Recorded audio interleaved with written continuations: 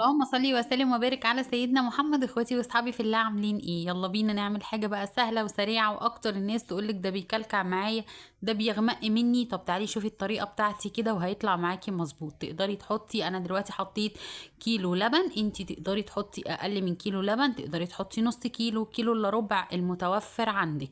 تمام، بس ما تنسيش تصلي على الحبيب المصطفى سيدنا محمد. اللهم صل وسلم وبارك عليك يا حبيبي يا رسول الله. وجبنا الدقيق بتاعنا وهننزل بالظبط باربع معالق كبار من الدقيق. لو انت هتعملي صينيه صغيره، لو هتعملي صينيه كبيره يبقى هتزودي دقيق معلقتين كمان. هنا بقى تصلي على الحبيب المصطفى سيدنا محمد. اللهم صل وسلم وبارك عليك يا حبيبي يا رسول الله. وتنزلي بمعلقتين من النشا، لان الكيس اللي انت بتجيبيه جاهز من بره بيبقى محطوط له نشا، لان النشا بيخليه كده جوسي كده وكريمي شويه.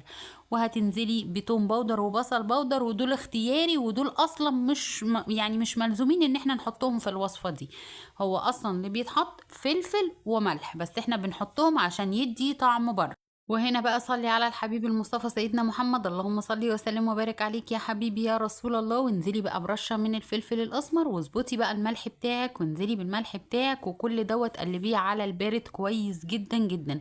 دوبي الدقيق والنشا على قد ما تقدري. عايزه تضربيه في الخلاط مفيش مشكله، عايزه تعمليه زي كده سريع سريع برضو مفيش مشكله. اهم حاجه ان احنا ندوب كل الكلام ده كويس. هنا بقى يا ستي حله على النار فيها شويه من الشوربه، ولو ولادك ما بيحبوش طعم الشوربه في الاكل تقدري تحطي شويه ميه وفيهم مرق الدجاج، وطبعا كل واحد على حسب ما بيحبه. هتنزلي بالخليط بتاعك وتفضلي تقلبي تقلبي، ايدك ما تبطلش تقليب لغايه ما هيبتدي ان هو يتقل معانا. هنا بقى زي ما انت شايفه كده ابتدى ان هو يتقل معايا، يبقى جوسي كده، ولا تقيل قوي ولا خفيف قوي. البشاميل يا جماعه ده حاجه من اروع الحاجات اللي تقدري تعمليها لاولادك.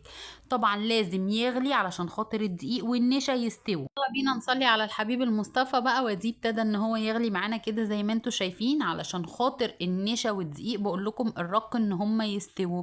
ننزل بمعلقه من السمنه ونقلب الكلام ده كله، هيبقى معاكي احلى بشاميل جوسي، ولا تقيل قوي ولا خفيف قوي، وسط زيه زي بتاع المحلات بره. اللي انا وريتكم بيه صينيه المكرونه اللي انا عملتها، جربوا الطريقه دي مش هتندمي. واقول لك السلام عليكم ورحمه الله وبركاته.